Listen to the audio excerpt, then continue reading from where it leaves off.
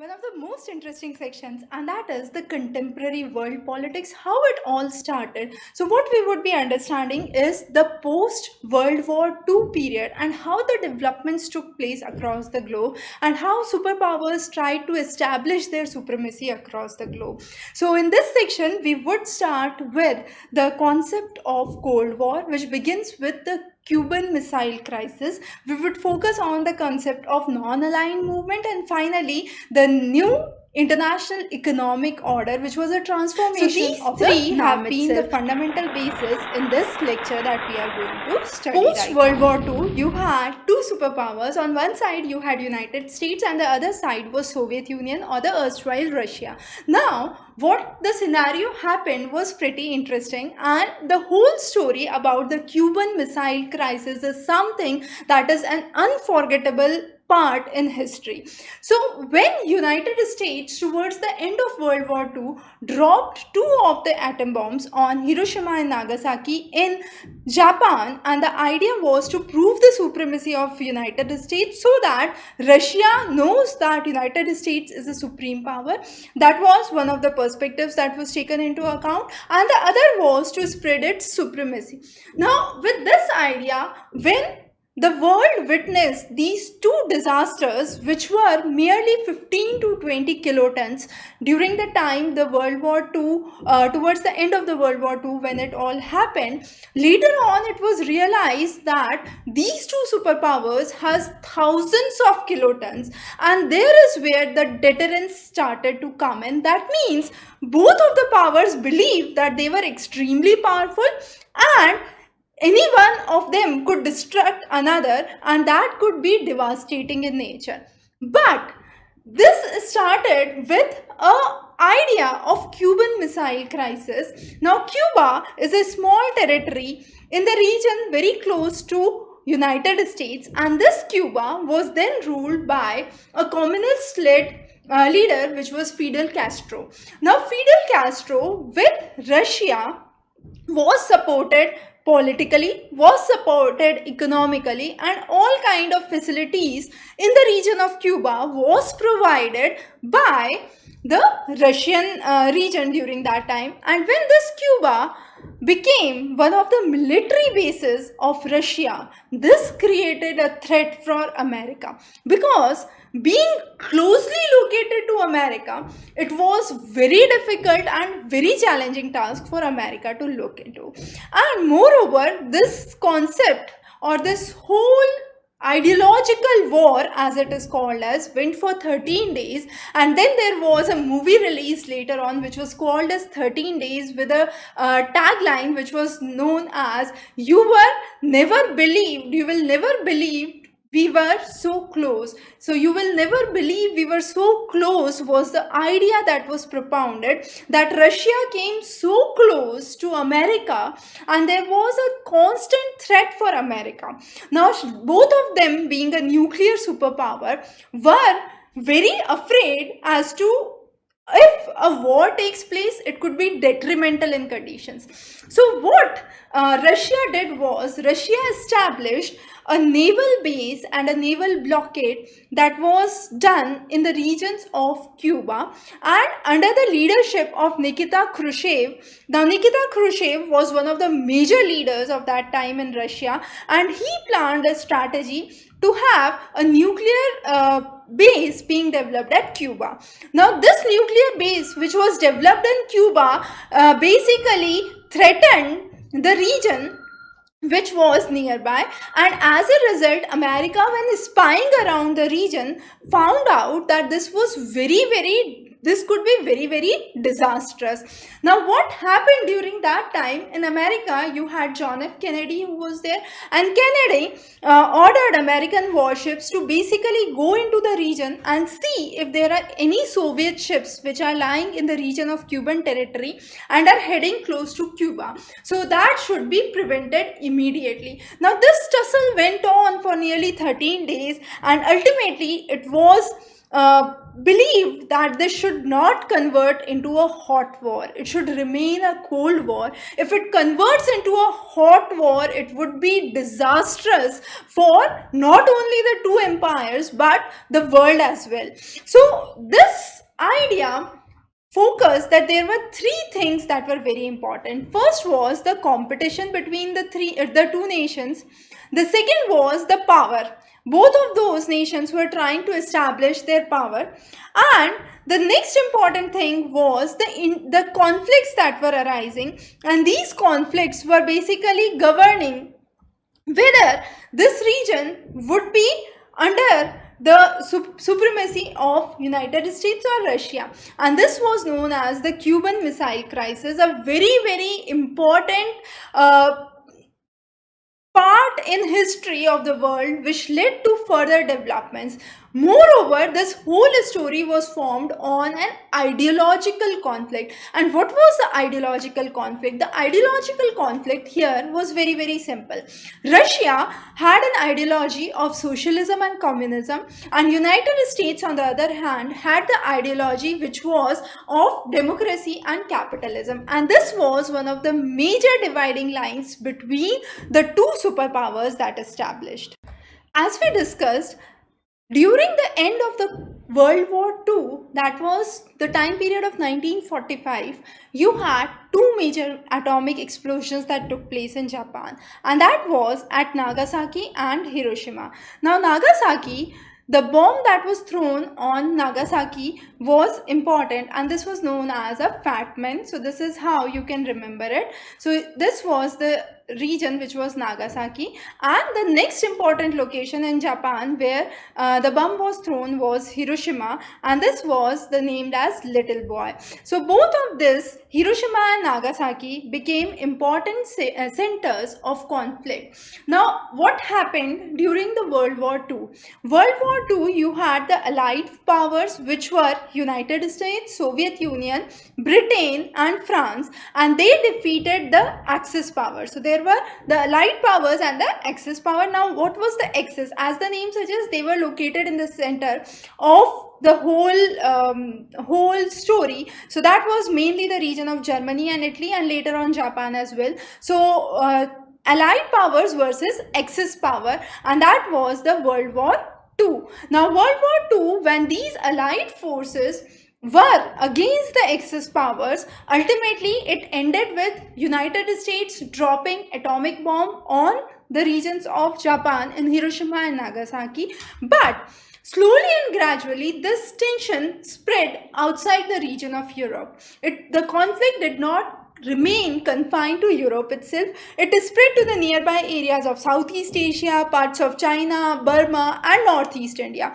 And slowly and gradually, this was witnessed as one of the detrimental scenarios that could ever be seen. Now, what was the logic behind this whole war remaining cold? Now, the whole logic, as simple was, I have two examples of wrestlers here. So here is a big wrestler and a small wrestler. So what happens is the big wrestler becomes very, very powerful and he threatens the small wrestler, and therefore a success is possible. So what happens in this scenario is, what I am trying to explain here is, a powerful country dictates a smaller country and can easily capture or defeat the smaller country. But what would happen when there are two powerful wrestlers that are there? Now when there are two powerful wrestlers that are there, if there is a fight, they can both fall into a well. So what we are trying to metaphorize here is that if two superpowers are fighting, it could be highly destructive, and that was well versed with both the superpowers. And therefore, since both of them knew that they were highly powerful, none of them was willing to have a equal stand or fight with another, and that was one of the logic why this war remained cold and did not turn into a hot war. Now this whole story is very important to understand. United States believed that everything should be done to stop the war. United States and Soviet Union were two great superpowers of that time. For both of them, atom bomb and creation of nuclear power was not the issue. After the World War II, both of them had developed rapidly on the production of nuclear power, and what was thrown at Hiroshima and Nagasaki was only 15 to 21 kilotons, and now they were capable of thousands of kilotons. So you can imagine the extent of destruction that could occur if any one of the superpowers became or came in conflict with another. So that was a kind of unacceptable situation for both, and this was known as the logic of deterrence. So this logic of deterrence is something that pressurized both the nations to basically move back, and they were not in a position to afford or initiate the war. Now, what are the features of the Cold War? The main idea was both of these nations realized or played a role of rational and responsible actors. Unless and until this was done, what would happen was a very, very severe scenario. Might be we were not here to explain what happened. The next was both of them were able to weigh the risks. So they were well acquainted that even after the Cuban Missile Crisis that took place in the region of Cuba, guided under Nikita Khrushchev, the idea was they were trying to expand their influence not only in one region but across the territories, and both of them well understood that this could lead to a path of destruction. So the most important thing was the arenas that they were trying to explore and the supremacy that they were trying to create. So again, a very important concept that comes in is, let's say I am teaching you here, so you are being influenced and might be you will study, but there is another person who is, let's say, teaching how to play games. So the person watching that might be influenced by playing games and might play games. So what is an effect here is a domino effect, and this is similar to a kind of blocks being laid up,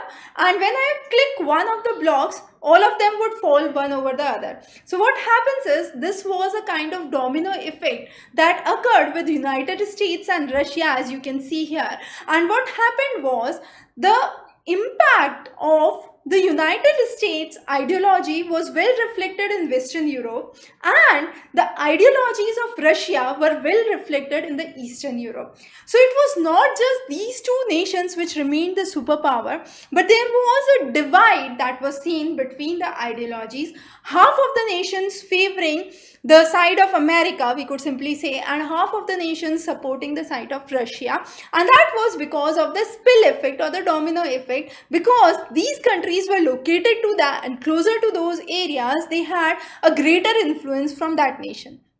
And there was a kind of imaginary line that was drawn, and this was known as Iron Curtain, a curtain made of iron. And the idea was again an ideological divide between the communism and socialism on one end, and the capitalism and democracy on one end. So this whole division, as you can see in this diagram, this black line denotes the Iron Curtain that is there.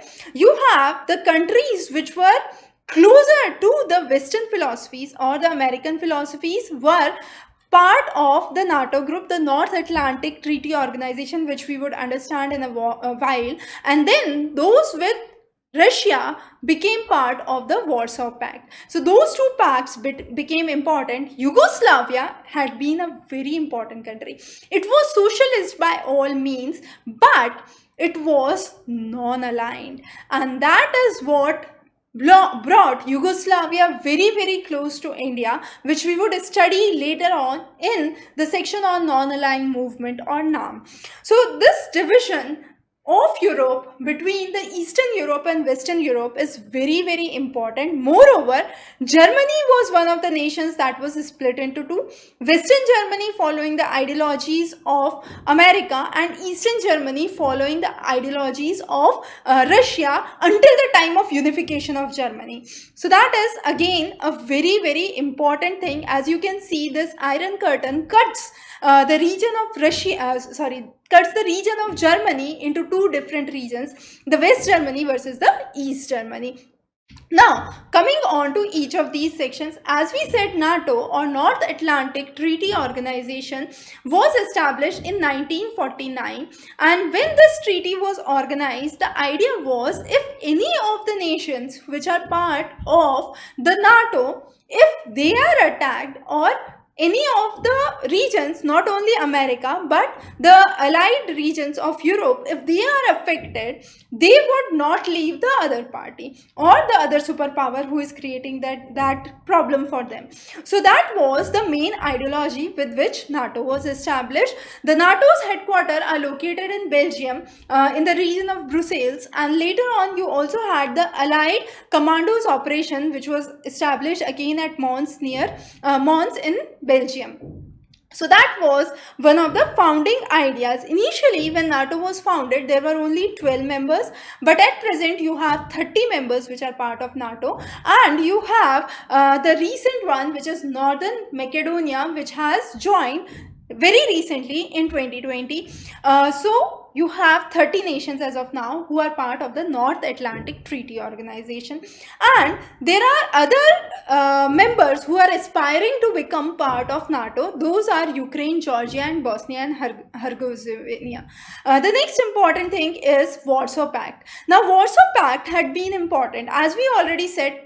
The second side of the superpower and the allied nations which were close to Russia were part of the Warsaw Pact. Now, Warsaw Pact was created as a response to NATO, which was created in 1949. This Warsaw Pact came in 1955, and the principal function was to counter the NATO's forces in Europe. And for that, you had 7 of the nations that came together in Warsaw, Poland, to talk about the issues, and these 7 Eastern Bloc nations along with Russia became the members of Warsaw. Later on, when in 1991 the Cold War ended, so 1991 is believed to be the end of the Cold War between Russia and United States, and it was at that time that this Warsaw was completely dissolved. All of the members slowly and gradually started to move away.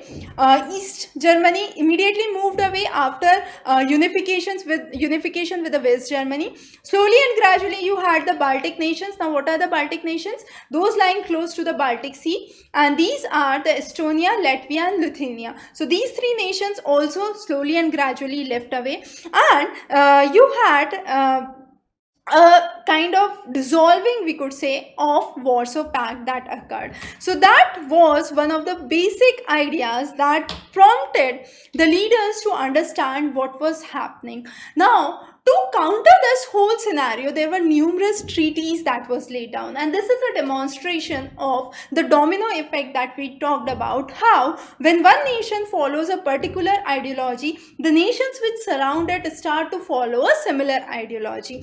And the whole conflict was interestingly lying in Europe. Now, both these superpowers were keeping their land safe, and the whole conflict was going on in the region of Europe. So, be it NATO, be it Warsaw, all the countries which would be unifying or moving away were located in the region of Europe. Also, this was the time where most of the countries in the world were witnessing independence. They were moving out of the colonial rule of be it Britain or France. And the countries who were moving out and getting independence during this time were very, very afraid, considering the fact that they could be further consumed by either of the superpowers. So they do not wanted themselves to stay loose. So in this process, they started to create their own power, and that was the non-aligned movement, which we would understand later in a different section. Now, After the NATO and the Warsaw Pact, there were series of alliances that took place. One of the major one was SEATO. This was the Southeast Asian Treaty Organization. Now, this was an alliance which America was trying to build up with the nations of Southeast Asia. Similarly, with the nations of Center, you had the Central Treaty Organization that came up, and during this time also there was a conflict between United States and USSR and China. Both of them quarreled and they were trying to move apart, and this created a tension between the regions of China and Russia during that time. So Cold War was threatening the existence of the alliance, and they were not actually in a position to understand what is going on and what should be actually done. So how the superpowers helped these states, or how these superpowers were basically helped by the smaller states, was again a very interesting aspect. Now, as we said, Cuba, being a very small nation located close to America, became one of the centers of conflict during the Cold War. Why? And why there were similar smaller nations which were becoming centers for help being seeked by these superpowers? There were four primary reasons attributed to those. The first primary reason that was attributed to it is the vital resources that they required, the basic resources that they required. This could be in the form of oil, mineral, exploration capability, or any other vital resource that they required. The second was the capability to spy. So when they are located close to the enemy, they can easily spy the region of the enemy. And that was one of the reasons that they were trying to capture smaller states across the world. So America trying to capture regions in the Pacific and the Atlantic. Similarly, Russia trying to establish its supremacy in the regions of Atlantic. So that was one of the reasons, was spying.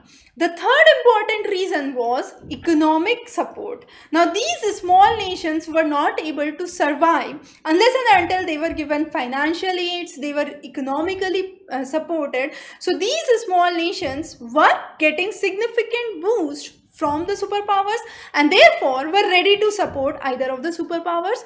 And the fourth important thing was territory. Now, this became a region from where the superpowers could launch their troops, they could launch their armies or warships. So they became a new territorial base. So for example, Cuba became a base very close to America for Russia. If Russia has to come all the way from Russia till America, through aeroplanes, it could have been possible, which was laid down in the air theory given by Mahan. But that's a totally different story. When it comes to real ground and the wars, it is required that there are territorial bases which are close to the region. So those four were the basic reasons why smaller states were captured under the bigger superpowers. The next was, what were the arenas for these Cold War? Now, there were different confrontations which took place. One was the confrontation which took place in Korea, and this was mediated by India. So the disturbance between the North Korea and South Korea was mediated by India during that time, and that was very, very significant achievement. The second was the Berlin conflict. The third was the Congo conflict. Now, these three had been one of the major arenas where the crisis deepened and deepened further, and none of the parties were willing to go down, none of the parties were willing to retaliate, and all the parties were there ready to fight. So there was a need for mediation, and India became a leader in mediating these nations, and with the idea of non-alignment, it was further strengthened. So this crisis and war situation that occurred was threatened by the existence, and this created a threat to the existence of not only the two nations but the globe as well, or the world as well. Now, what kind of crisis or war situation could be assumed was there could be because of miscalculations. Now, even if both of the nations are ready, they are not ready. They were ready that they won't fight, okay, but still there could be scenario that there could be miscalculations. What kind of miscalculations, you might ask? It's very simple to understand. If one of the persons gets very aggressive and just plugs up the nuclear bomb, there could be a disaster.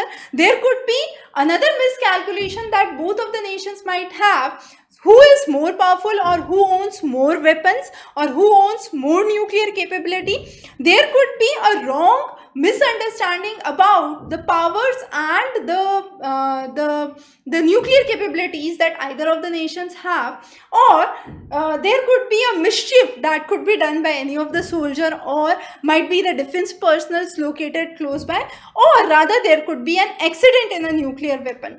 Either of those scenarios could create a devastation that could be taken into account for sure. So that was one of the major miscalculations that we focus on. So to curb this, what was taken into account was a stable balance of weapons. Now, this stable balance of weapons was decided and maintained on both the sides by an arms control. Now, how these arms were controlled were followed by numerous treaties that came into effect post 1960s. So after 1960s, nearly 3 decades, there were series of treaties that came into existence. For example, the first one was Limited Test Ban Treaty, LTBT. Now, LTBT suggested, or I would say banned, the use of nuclear test, be it in air, outer space, or underground water, and this was signed by America, Britain, and Russia in 1963. So this was one of the major ways to control the arms. The second important treaty that came in was Non-Proliferation Treaty. Now, Non-Proliferation Treaty basically said that only the nuclear weapon states have the nuclear weapons. Those who have the nuclear weapons as of now are allowed to have it, and it stops any other nation from having the nuclear weapons. So by the 1967, when this NPT was signed, you had 5 nations which were nuclear weapon states. Those were America, Russia, Britain, France, and China. And this treaty was signed in the region of Washington, London, and Moscow in different times. The next was the SALT 1 and the SALT 2. Now, the SALT 1 and the SALT 2 was the Strategic Arms Limitation Talks 1 and 2. So the first one took place in 1969 and the second one in 72. In both of the treaties, the idea was to limit the strategic offensive arms that the nations could use, and these 2 treaties were signed between United States and Russia. The next important treaty was START as in Strategic Arms Reduction Treaty. Now, Strategic Arms Reduction Treaty was again seen in 1 and 2. The first came in 1991 and the second in 93. And both of them were signed again by America and Russia. The idea of the Strategic Arms Reduction Treaty was that both of them aim to reduce the offensive use of the strategic arms that they have. So those were some of the ways under which they were trying to control or curb down the use for the arms and the ammunition, so that a severe destructive form could actually not take place. Now, if we go through the timeline, this is very, very important. Now, in this timeline, we would understand that in 1947, which coincides with the year of independence for India, you had the Truman's Doctrine, which talked about containment of communism, and this was led by US during that time. So, United States was trying to contain the spread of communism from Russia. During 1947 to 52, you had Marshall Plan, which was a US aid for the reconstruction of Western Europe that was released.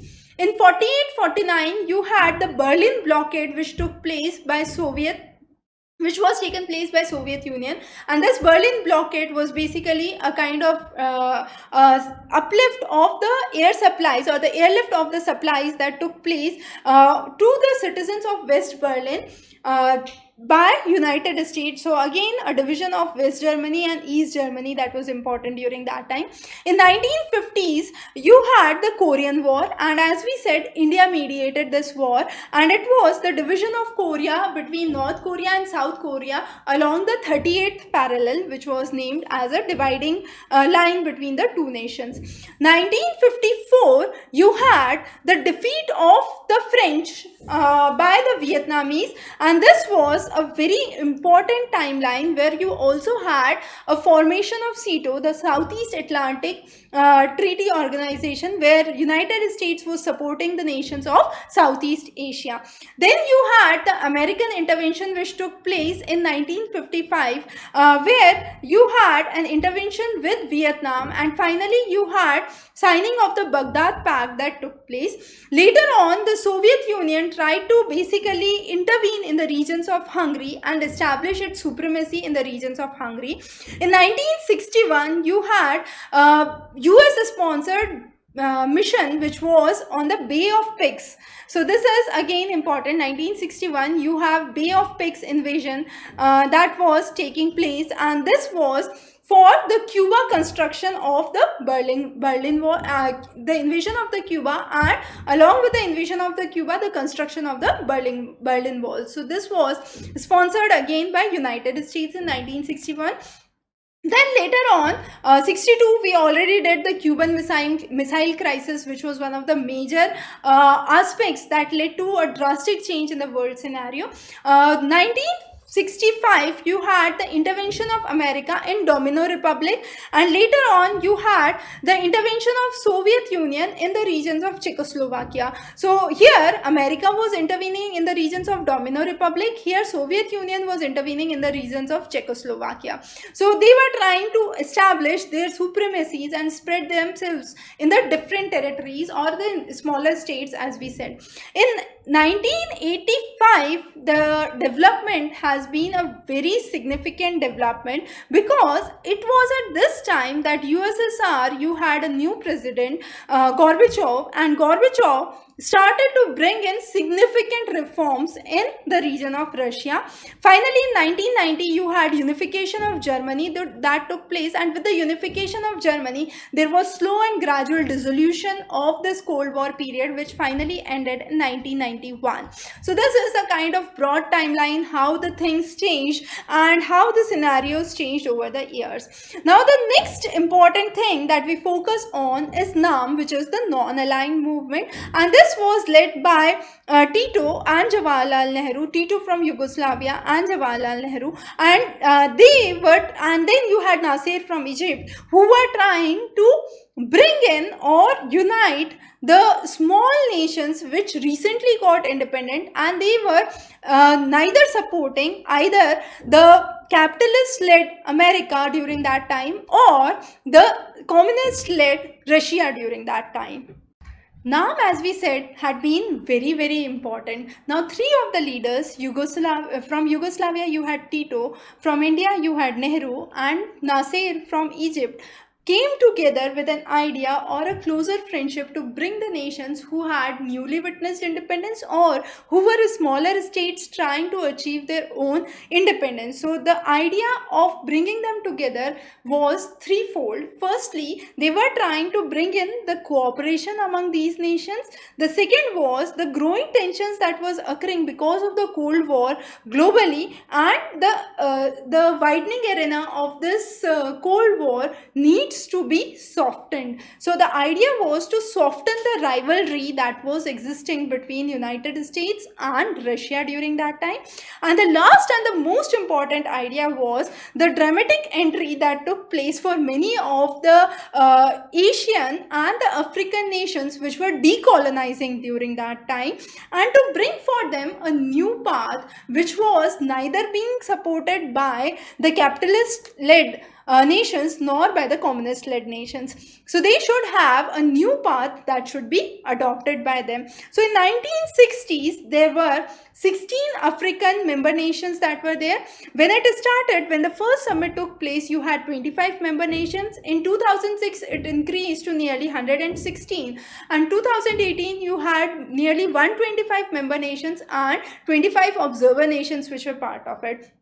But the initial concept started with the three major leaders and the three major nations, which was India, Yugoslavia and Egypt. And then you had two supporters, one from Indonesia led by Sukarno, and the next which was led by Nkrumah from Ghana. So two another supporters who strongly supported the cause of NAM. Now what was NAM is a very important concept. It did not believe in isolationism. It did not believe in neutrality. What does this mean? When I say isolationism, it means that we do not stand all aloof from the world, as America was trying to do from the time of American War of Independence till the First World War. America tried to keep itself totally isolated from the rest of the world. So our idea was not based on isolationism, or the idea which was propounded under the non-aligned movement was not led by isolationism. It also did not say that remain neutral, do not support either of the parties. It did not say that be neutral. Then what it said?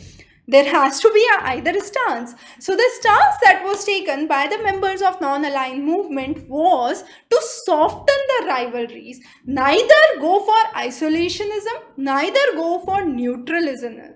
What you need to do is to prevent the differences or the depth that exists between the two regions or the two superpowers, and try to dissolve it. So our idea was to soften the rivalry that existed, and that was one of the major causes that NAM during that time was highly successful. But later on, with the dissolution of with the end of the Cold War, the dissolution of the erstwhile Soviet Union, you had the relevance of NAM that started to decline.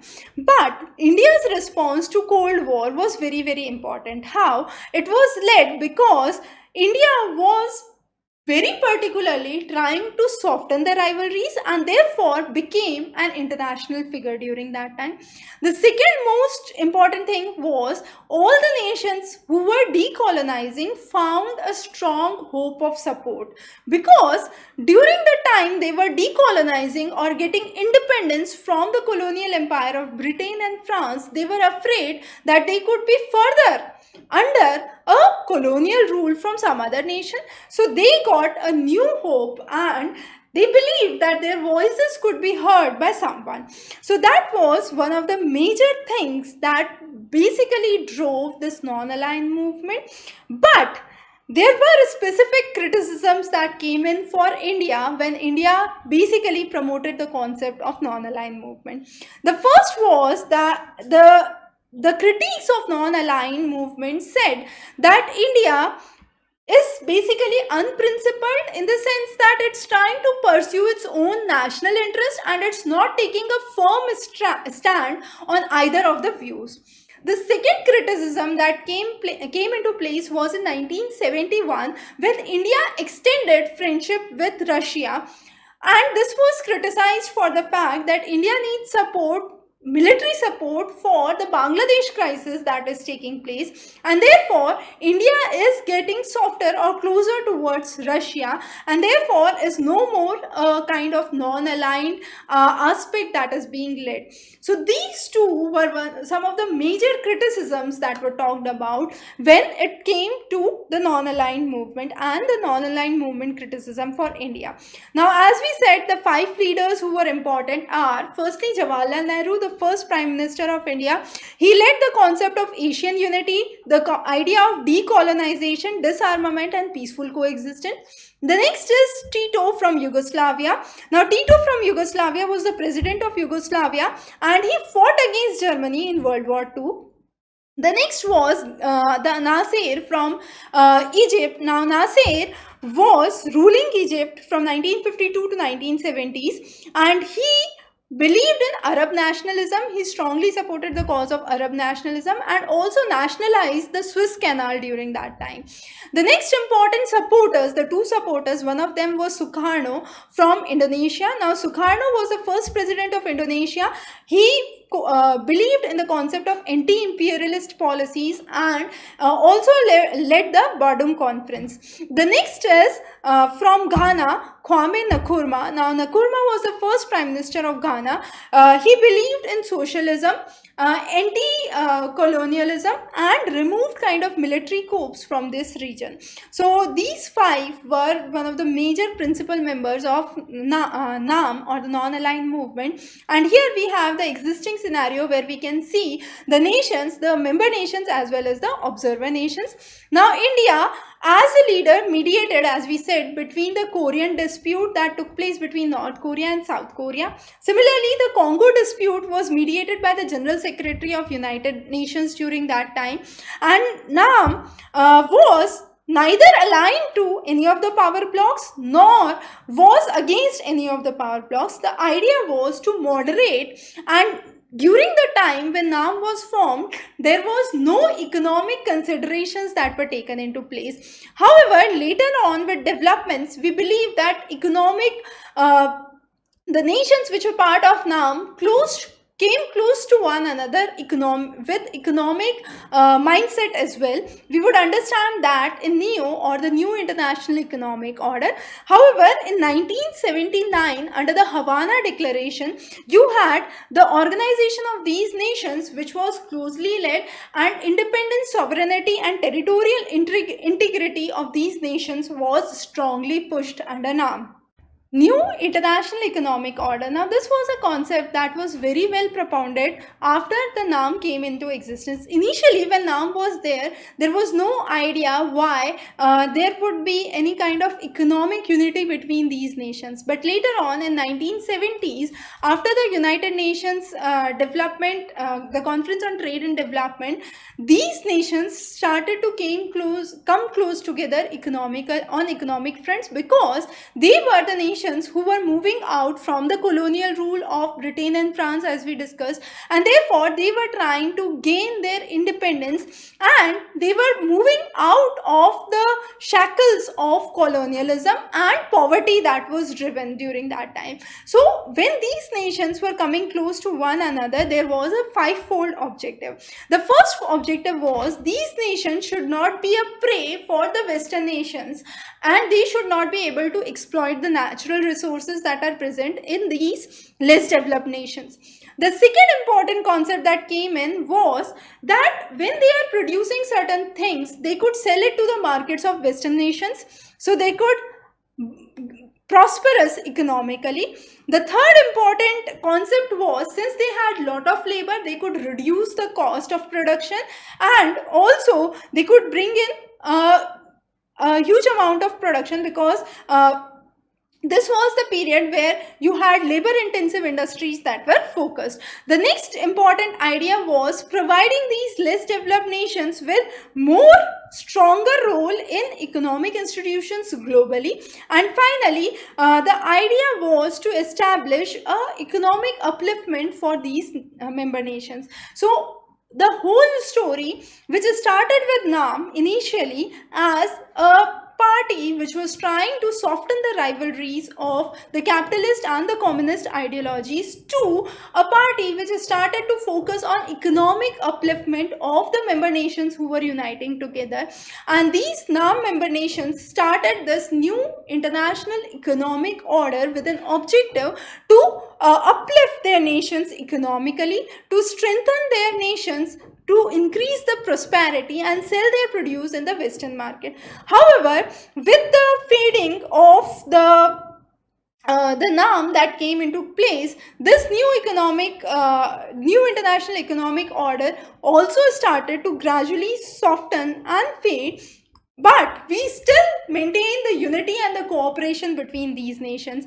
So that was a very, very important aspect. In this lecture, we have talked about the politics that took place around the Cold War and the history of Cold War, how different nations got allied to either of the powers, and how allied powers versus axis powers, which were there during the Second World War, slowly and gradually transformed, and ultimately within the allied powers, which was America and Russia, during that time there was a split, and both of them trying to prove their supremacy.